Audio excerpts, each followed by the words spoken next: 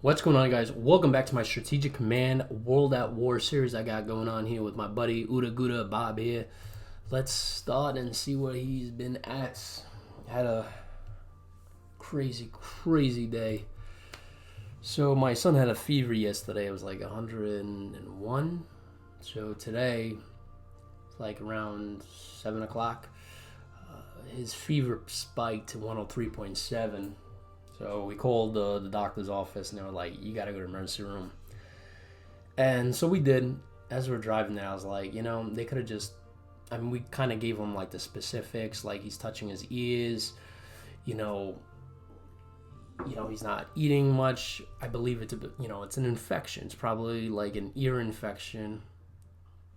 And we definitely want to replay last turn. And, I put like, $20 is they're going to check his ears and say, all right, we're going to prescribe you some antibiotics you can pick up at CVS.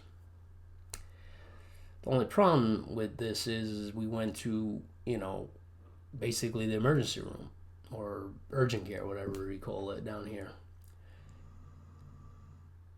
Daggone, he found my daggone.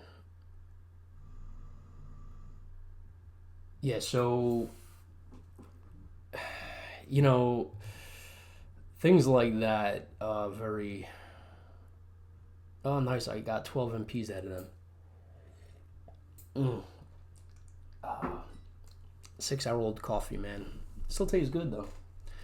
But, yeah, so basically, I don't... it was a big risk because, well, I'm high risk. I have, big underlying medical things. So we went, and that's exactly what they did. Dude, come on, man.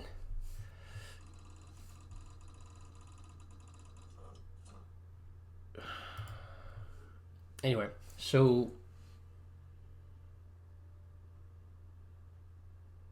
I could have any units, right? Did it say I need specifically garrison units?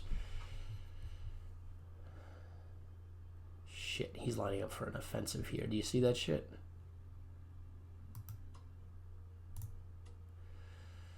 Bloody motherfucker. Anyway, so we went there, and it was a shock, because we went in there and they said no one's allowed in the waiting room. Like, they made us wait in the car, and then they call you, and then you can come in. They'll take you straight into the room, and they put masks on you and stuff like this. And that's exactly what they did. They said, he has ear infections. I'm gonna get prescribe you antibiotic, go to CVS. Basically, what I put money down on. The problem with this is,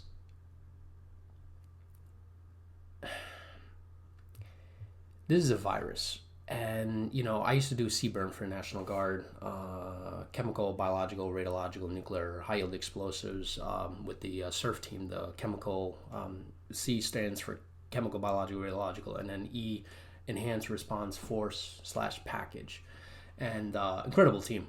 Learned so much there. I mean, like from nuclear bombs to biological warfare, from everything. Anyway, one thing I learned a lot while I was there is about viruses, for the next pandemic. And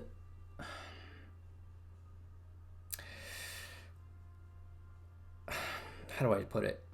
Viruses are very difficult to fight, and I don't know if you've been catching it on the news. News is doing a really good job explaining it. When we were supposed to deploy to a hot zone for a biological virus, whether it be Ebola, whether it be whatever, first CST would show up there. If you guys are not familiar with the CST teams, they're basically civil support teams. They are the bee's knees best of the best in terms of NBC warfare, nuclear, biological, and chemical warfare. These guys, they spend, they go to, they're National Guard, but National Guard is a reserve component of the U.S. Army, so they go to 74 Delta School. And they spend, I don't know how long there. I think they're there for like a full year of training from... I'm trying to remember back. I was told like a year, 10 years ago. I think it's like a year full of nonstop training. Might even be 2. I don't know.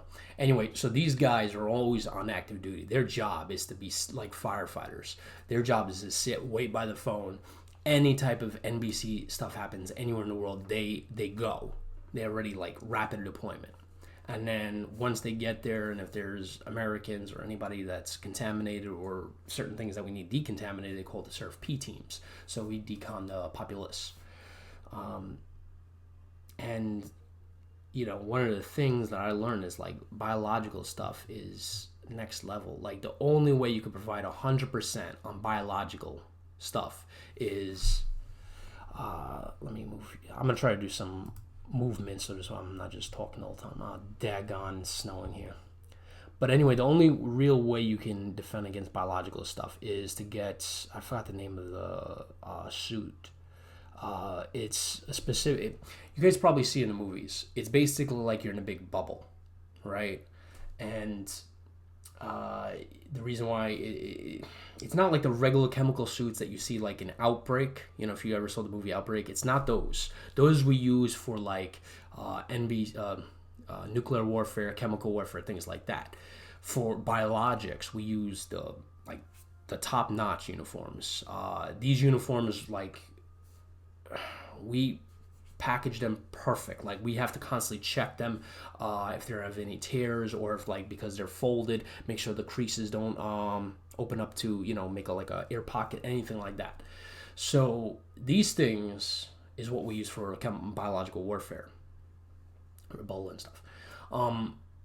But with these things is when you go inside them, you have to put on a tank. If you're in a firefighter, if you're in a fire department, that same tank that you use is what we use, right? We put it on, right? Open up the air.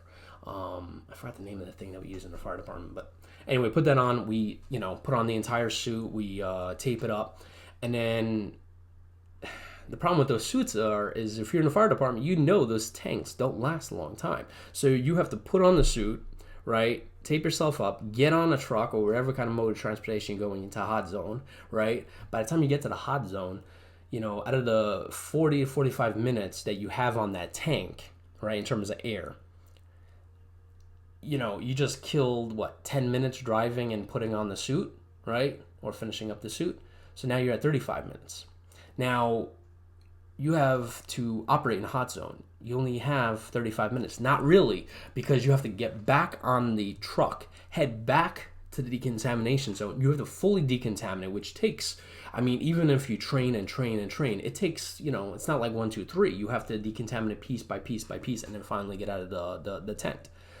That by itself, you know, 5-10 minutes with the drive, you're looking at another 5-10 minutes. That's 20 minutes. So technically you only have 15 minutes in the hot zone. Now you have 15 minutes in the hot zone on the breathing under normal conditions, right? So just like you're breathing now, you're not going to be breathing like that in the hot zone, you know, because in the hot zone you're going to be seeing some nasty stuff. So your breathing is going to elevate. So it's very touch and go. That's why, like, when we went to the thing here, you know, like, my wife was like, you know, do you think we'll get it? I was like, I don't know. I was like, you know, if somebody came in before us, sneezed or coughed in the air, they didn't have a mask, and we walked in, even with masks, it'll go right through the mask. The N95, I think, is the closest to, I think it gives you between 95 to 99% coverage. But still, even that can get through. And I told her, I was like, you know, it just comes down to fate, you know.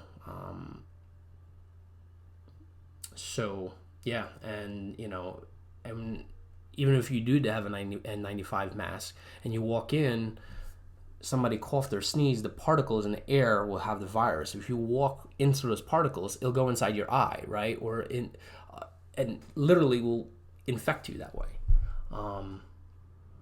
So that's why you see doctors wearing a full shield. And it covers everything, and we didn't have any iPro. So anyway, so I think I want to move some guys up here.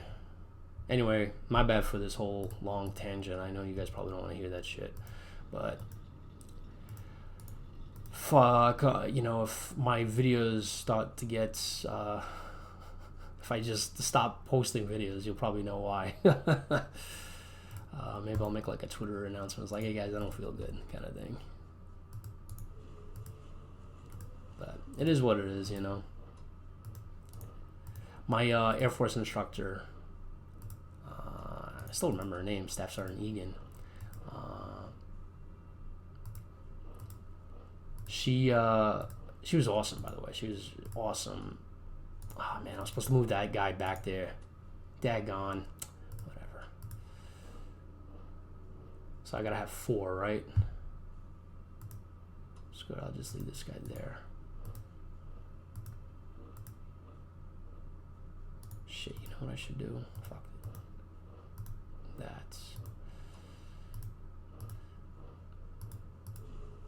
But yeah, so Staff Sergeant Egan was awesome instructor. She dealt with like Ebola like hands on, like it was in her hands, and I was like, what? You know, I remember her telling us that. I was like, really, dealt with Ebola? She's like, yeah. And I'm like, in your hand there's something? I'm like, you know, like you do her. Like for me, to be honest, like I would have been like, like I need to decontaminate right now, kind of thing. I forgot what the mortality rate of Ebola is, but I think it's over 40-50%, somewhere around there. It's a lot. I'm gonna move this guy south. I'll move this guy north. Actually, I'll move you here. Alright. Who should I move into this area? I'm gonna have to start moving some units. I'll probably move this army, and maybe a Panzer unit to take Denmark and then eventually Norway. But I think that's going to happen in 1940, so I don't have to worry about it right now. Daggone, dude. So I have to go this way. There's no ifs, ands, or buts. I can't just go this way because I guess daggone, they control that. I'll just hide here until, you know, they go away.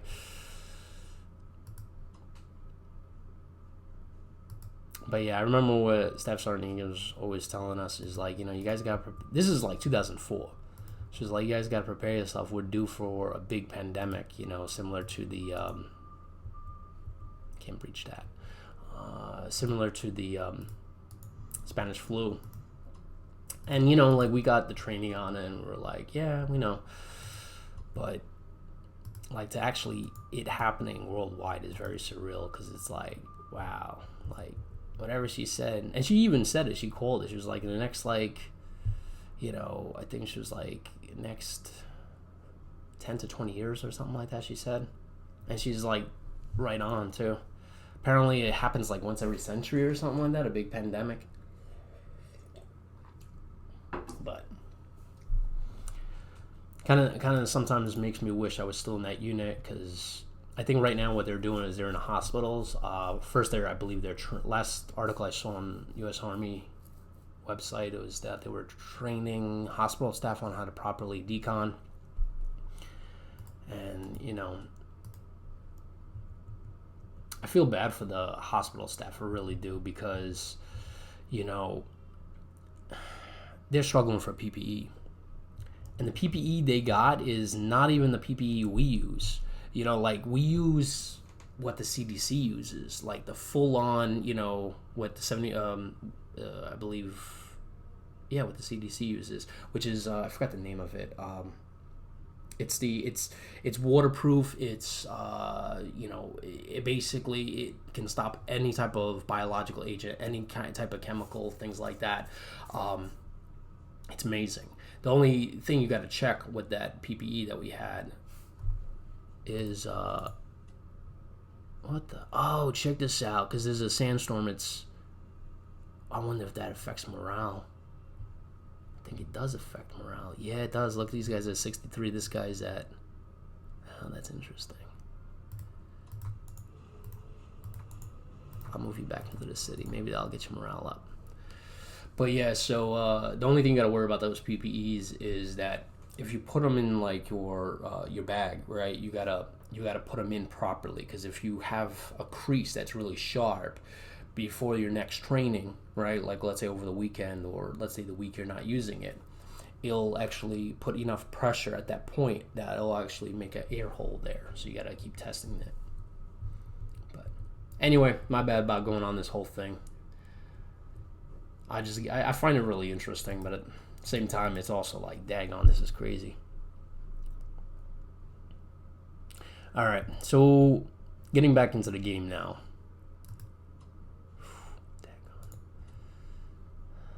One of the guys was telling me I need to worry about these daggone partisans, man, because they're going to be a pain in the neck.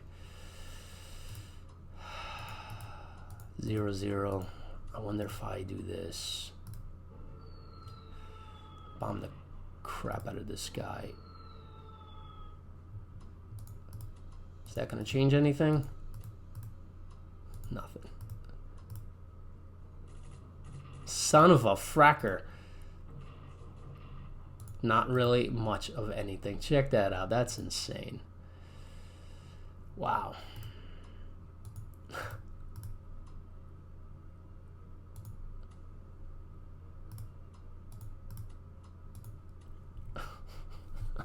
Daggone. Oh, man.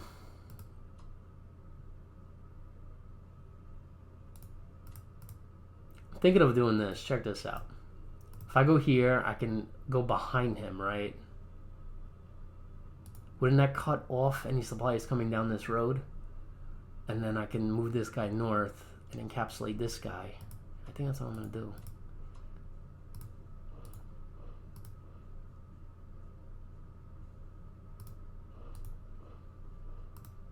Then I'll have the guard unit go here.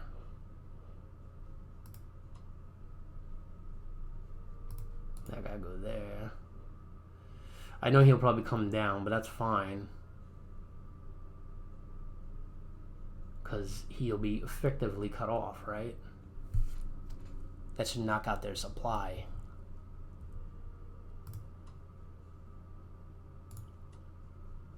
Alright, what we're gonna do here is I'm gonna full on attack here. So I'm gonna throw in some planes. Alright. Come on, boys. Damn, I really gotta get this guy back up to full strength.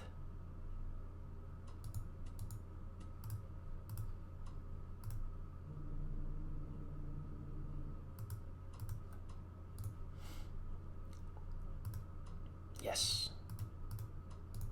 All right.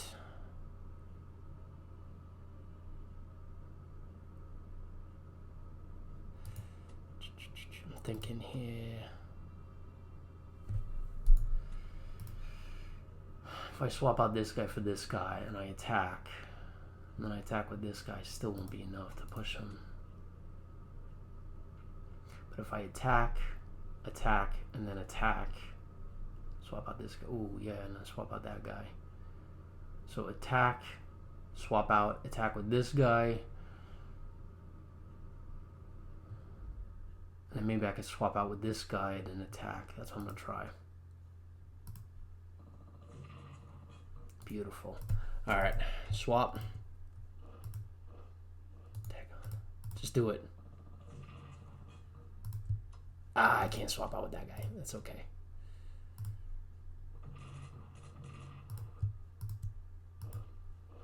Come on, boys. Take the ridge. It's slow going, man. It's slow going.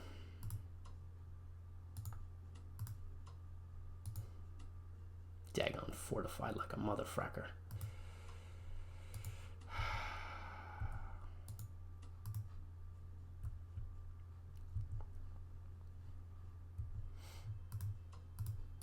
Alright, that should be enough, right? I put units in all these freaking daggone things. If Russia comes into this war, man, Japanese are totally done. It's done. It's over. I'm just gonna freaking build a navy, get everybody out. There's no way I can stop the Russian juggernaut. You know what I'm saying? Especially Japan can't. You can't swap right now.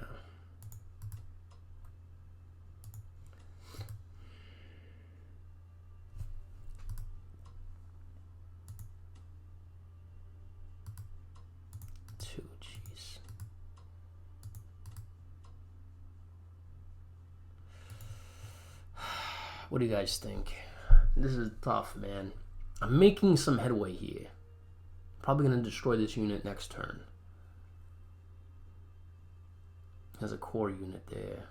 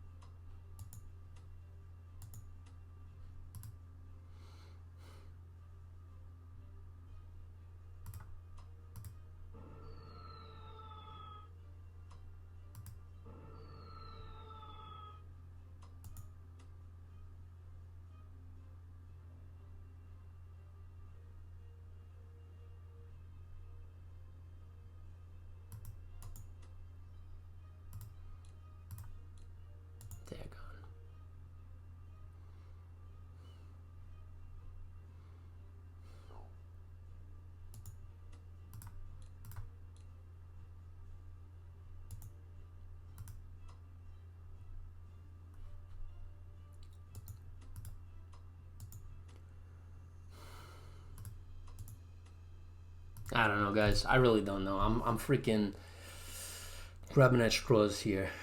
I feel like it's stupid to just have the entire line just sit here. Like, these guys are twiddling their thumbs. They should be attacking, right? Like, if you're not attacking, you're losing. I feel like, just staying put is a bad idea. He's building up troops. I gotta rush him, Maybe if I move these guys south, right, and hit from 1, 2. Oh, there's a river here. That's gonna kick my ass. Yep. And then maybe a third one attacking from this spot.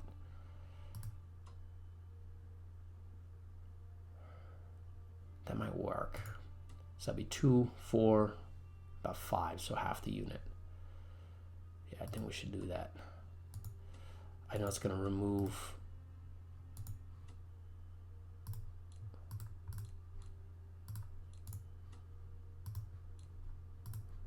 Make sure I do that.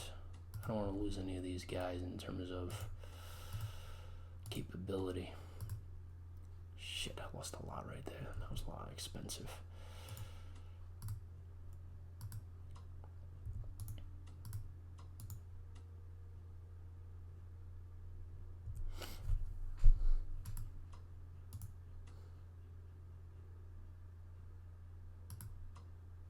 Oh, I can't even move that guy there. Daggone. So 2 and 2, so 4. And maybe I can swap out that guy. Yeah, let's do that.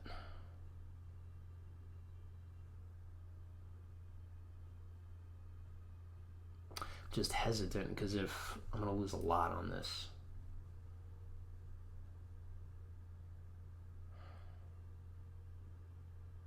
But if I do this, I can move a unit here and then maybe attack this core.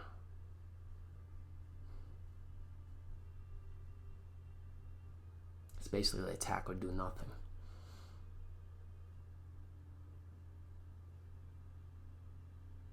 Screw it.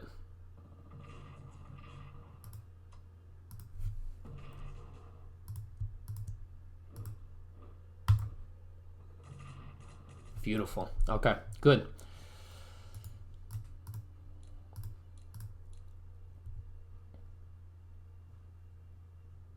Shit. Boy, you better get up, get down.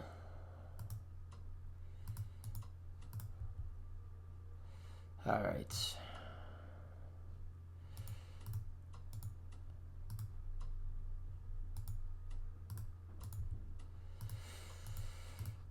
Just to give you guys a heads up, when I get quiet, that basically means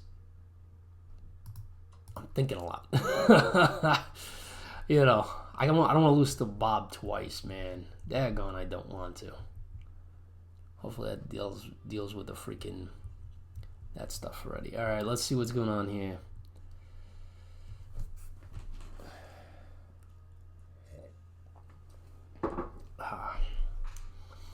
All right, Italy's not in a war yet, so we're just gonna chill with that.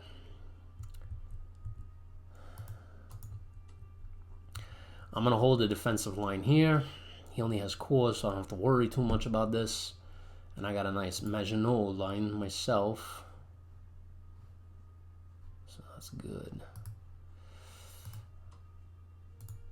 Oh, that's right. It's snowing. My boys can't get up in the air.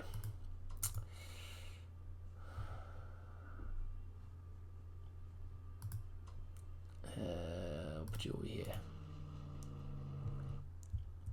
If you can only see what's going on back here. If you can only see. Alright, I think I'm good to go, right? I have 4 guys there. I don't want to miss out on any moves. Everybody moved, right? We all good to go. Now, let's start buying stuff, right? So what did I do last turn? I forgot. Oh, Von Manstein. Oh, okay. I think I bought something, right? Yes, I bought this plane. Planes, trains, and automobiles. Now I need a tank. So I could either get a tank or a research. That I did research last turn, so I'm gonna research. I'm gonna do tanks. Upgrade that bad boy. Look at this bad boy here. I got fighters, right? I did that last turn. Ooh, mechanized. Still expensive. Alright, we're good with that. Again, Italians ain't gonna do nothing for me. And the Japanese, alright. I got fighters, right, for these guys coming. Ooh, what the frack is this? Oh, strategic bomber, check that out. In March and April, I got another, this is a bomber. So I got no fighters coming. Daggone, man. I need fighters. No. I need that right now. I need fighters. I can't believe I don't got no fighters. Not one. Seriously, man? Heck was wrong with me? I thought I got one. Alright, and then next turn we're going to do research. Alright, I think that should be good to go. Italians are broke. There's not much I can do with them.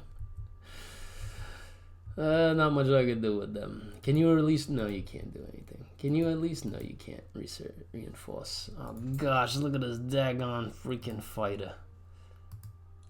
Alright, at least give me that. Alright. Alright, I hope you guys enjoy this. Again, feedback. And I know somebody mentioned earlier that, you know, I should swap out the cores here for the garrison units here. I wish I could do that. But for me to do that, I have to move this guy up here. Same with this guy. And then after I do that, I have to put him on a, you know, the train. And then I think it breaks up somewhere around here. So then, I don't know. I noticed last time I had to do a operate kind of thing. It stopped somewhere around here. And then stopped again here. So it's a nightmare. Now, if they were on the tracks right now and I could just swap them out right away and then swap this guy out for then, I would do it. But once I move these guys out, to leave a hole like this, you know, it's a little scary. You know, I don't want to leave that and then Bob freaking kicks the shit out of my units here and then goodbye Charlie, you know. And I don't have $50, right, to do diplomacy, right? I think diplomacy I'll do next turn. How we doing, Spain? Where you are? Where are you? Come on, man. This is ridiculous. You're still on 8?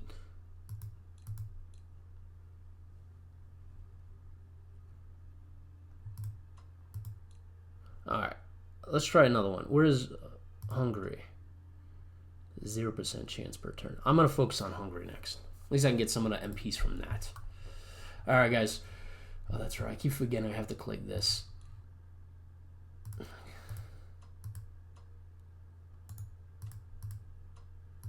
I don't want to not... I want to forget something here. I think we're good. Alright, let's just click it.